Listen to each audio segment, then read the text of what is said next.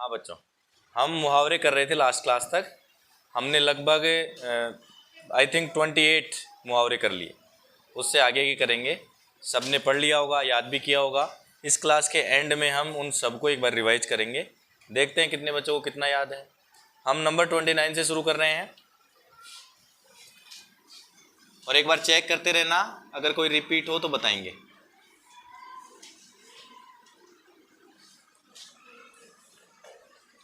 ये पहला ही थोड़ा सा हार्ड है। 1.5 चावल की खिचड़ी पकाना, आपने सुना नहीं होगा शायद।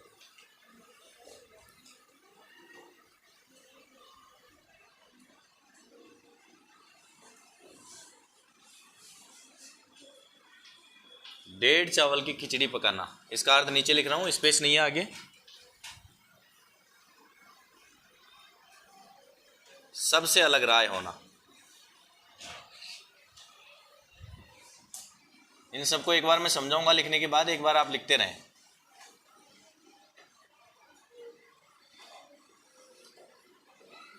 सबसे अलग राय होना।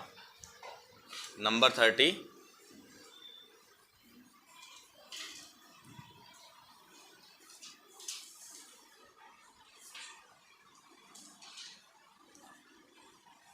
डींग हाँकना।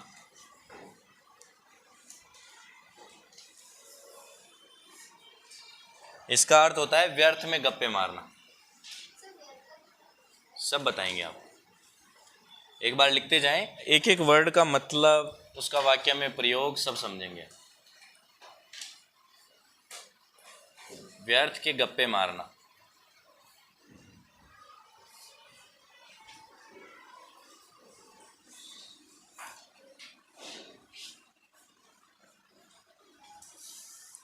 तारे गिनना।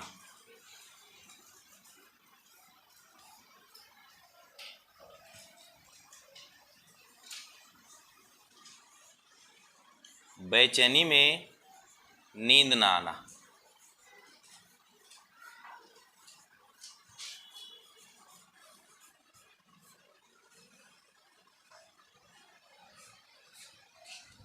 नंबर 32। कान भरना।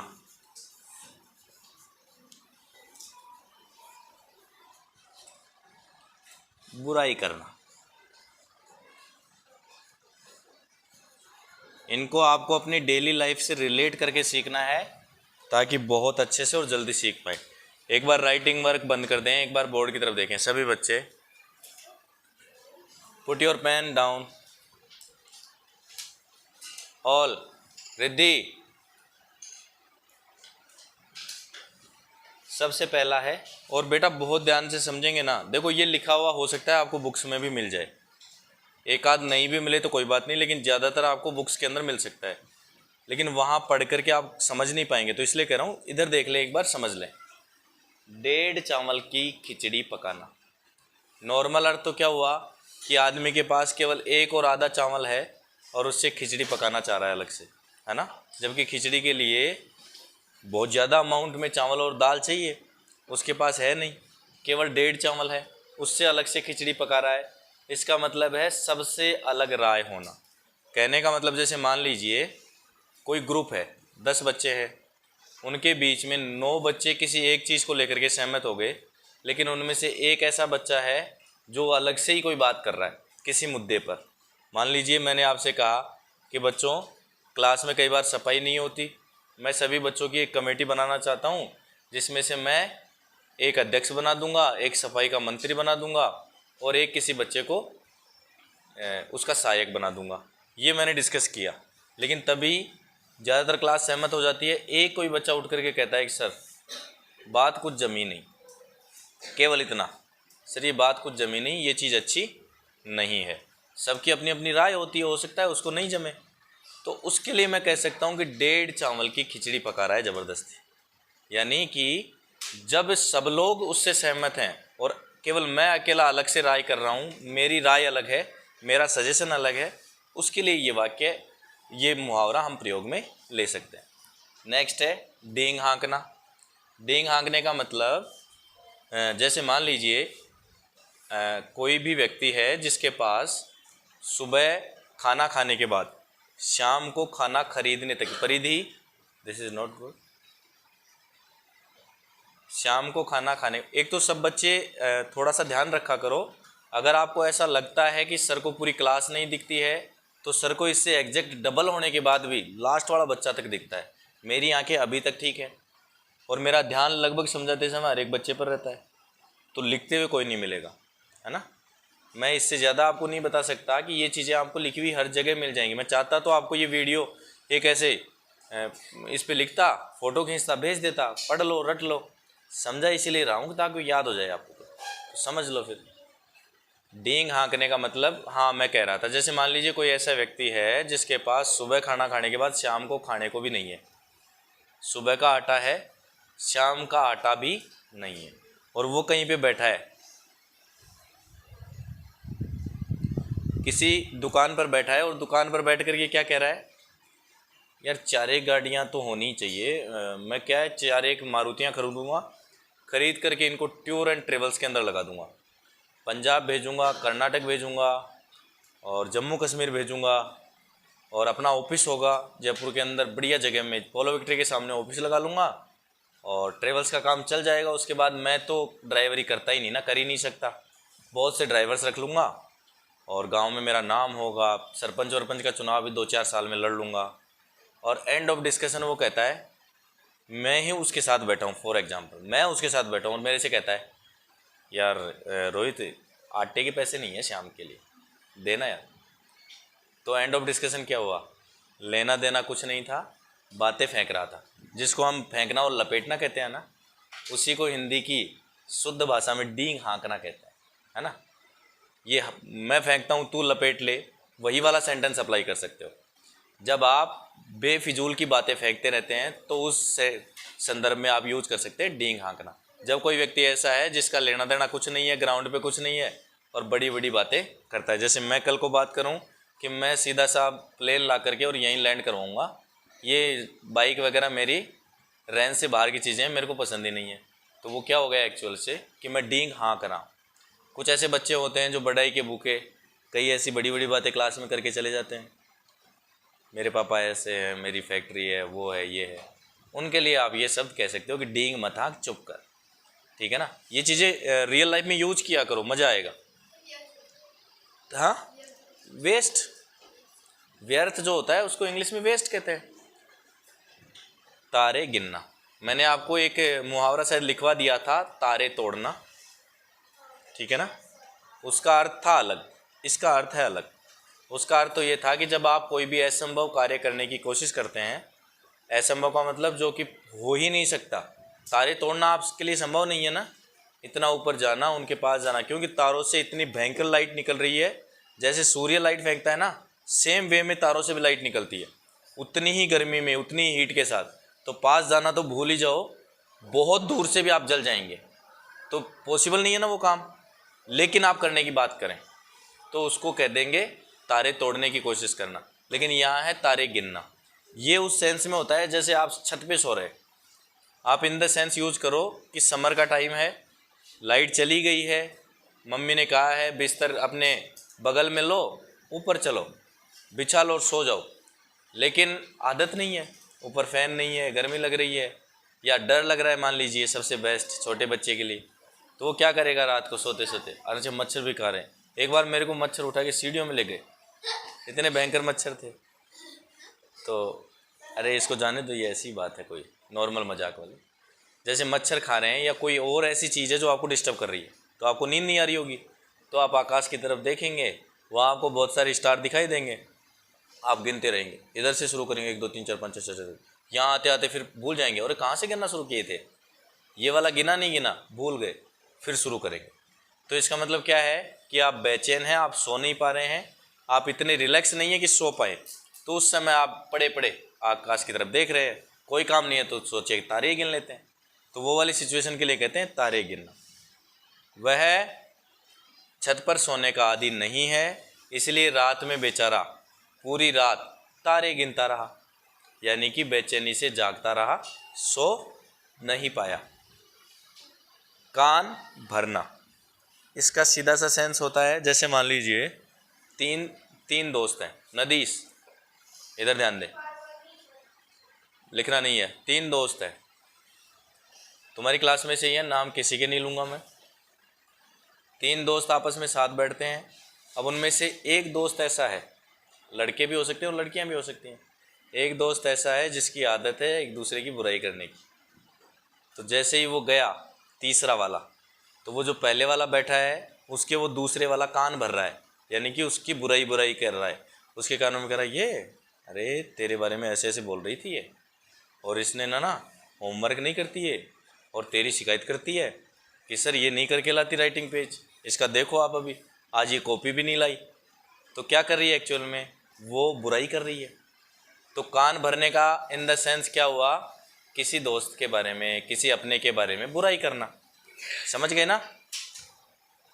इससे ज़्यादा अच्छा तो इसका उदाहरण ही नहीं हो सकता। लाइव तुम्हारी क्लास में ही होते हैं कई बार, और ये इन द सेंस फैमिली में भी कईयों की आदत होती है एक दूसरे की बुराई करने की। तो आप उनके लिए भी कह सकते हैं यार उन अंकल की आदत है कान भरने की, ठीक है, उसका अर्थ हो जाएगा बुराई करना। ये आपके चारों मुहावरे हो गए। अब लिखना शुरू करें।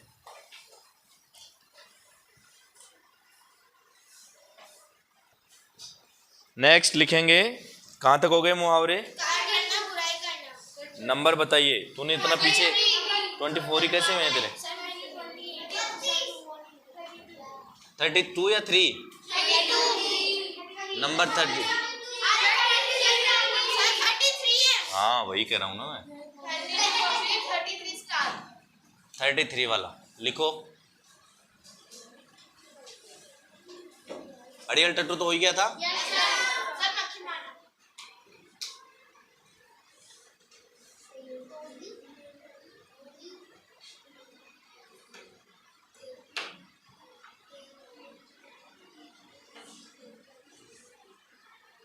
तेली का बैल होना, सारे दिन कार्य करते रहे।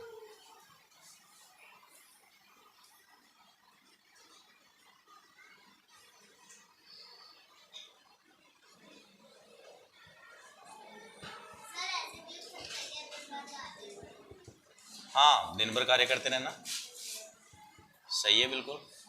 सारे दिन कार्य करते रहना या दिन भर कार्य करते रहना, दोनों ही सही है। जो आप चाहें, जो आपके याद रहे लिख ले।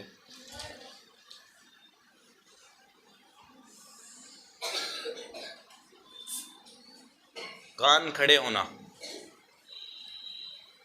कान खड़े करना लिख लीजिए, ज्यादा बेटर है।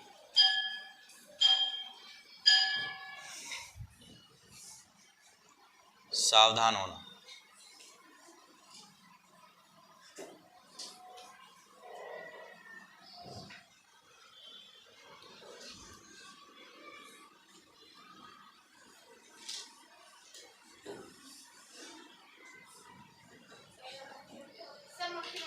मक्खी मारना, ठीक है।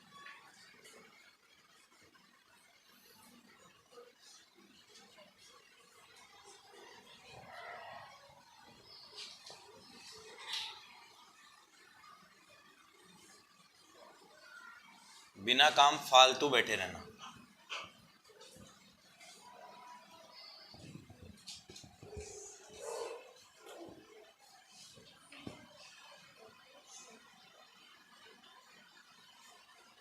बिना काम फालतू बैठे रहना।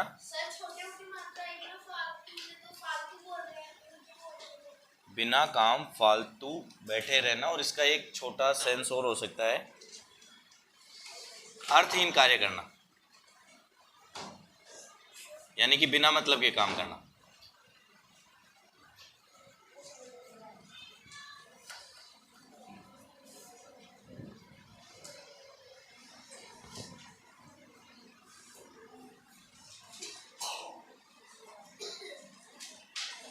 दांत खट्टे करना नहीं हुआ होगा ना बेटा?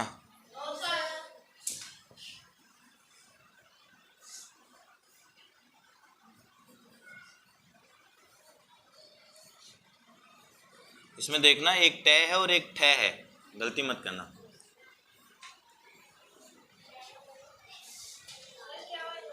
दांत खट्टे करना, शत्रु से वीरता पूर्वक मुकाबला करना।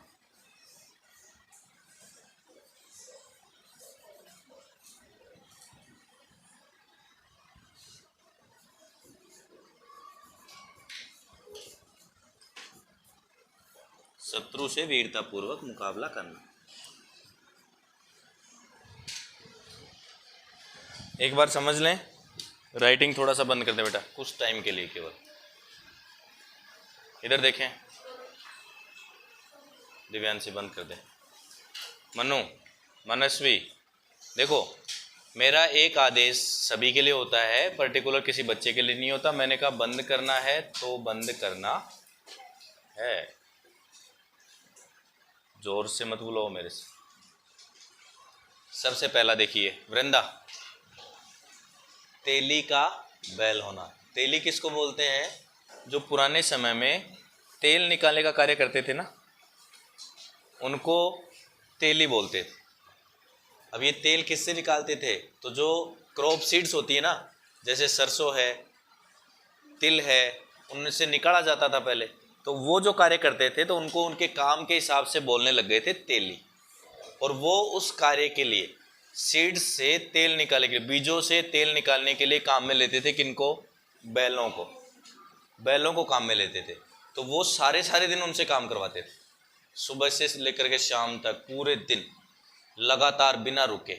तो जब कोई व्यक्ति लगातार बिना रुके मजदूरी का या कोई भी काम करता रहता है ना, तो उसके लिए हम कह देते हैं तेली का बैल होना।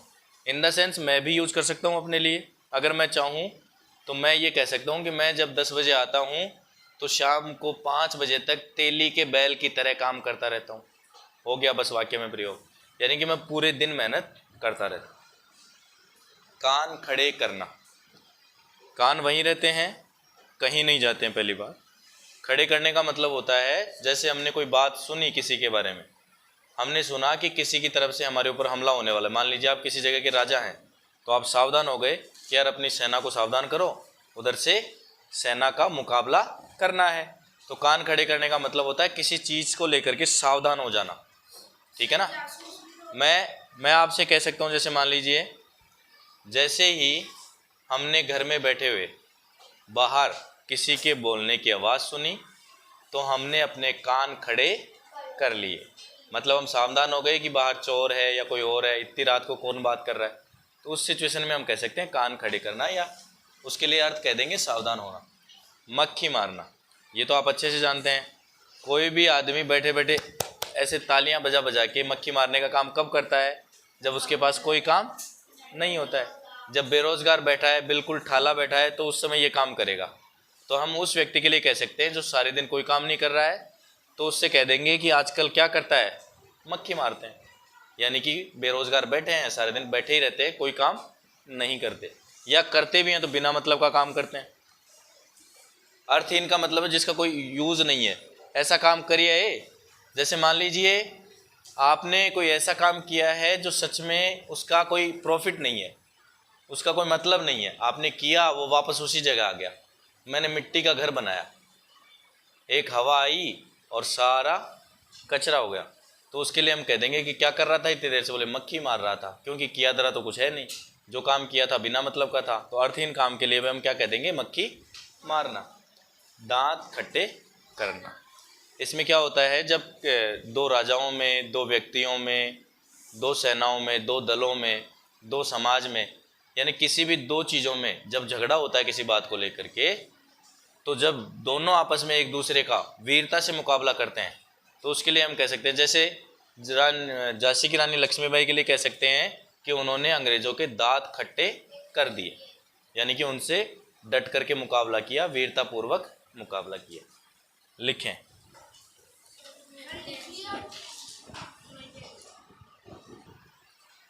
नंबर कौन से तक हो गया? 37 लिखें। 37 है तिल का ताड़ करना।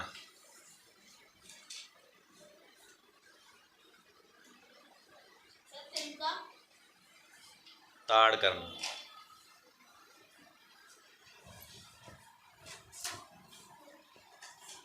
छोटी सी बात को बड़ा बनाना।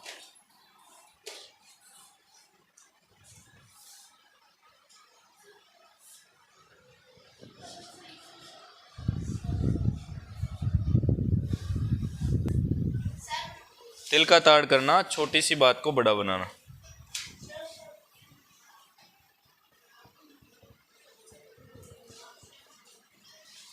छोटी सी बात को बड़ा बनाना।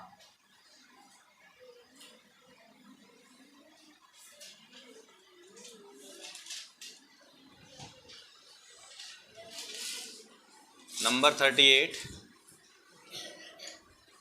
नाक कटना।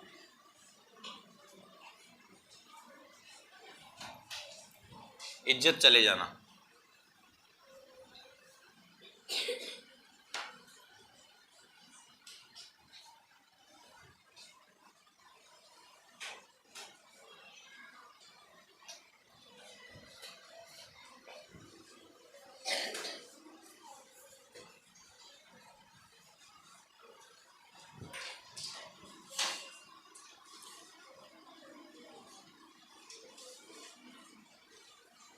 गंगा नहाना, ये थोड़ी करवा दिया।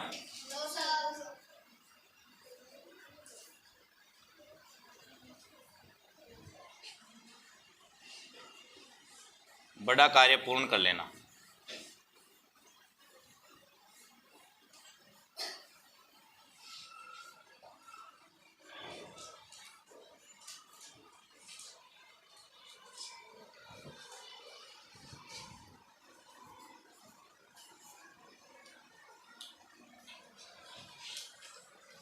ईंट का जवाब पत्थर से देना। ईंट से ईंट बजाना करवाया होगा।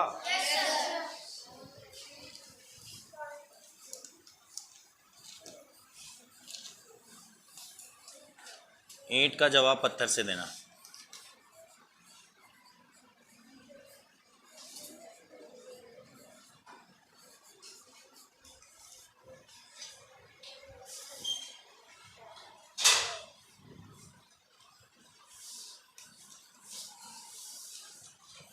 मजबूत प्रत्युत्तर देना।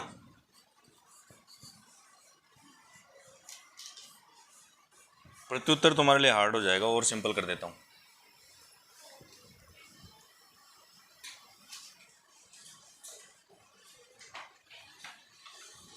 मजबूत जवाब देना, ऐसे कर लो बस।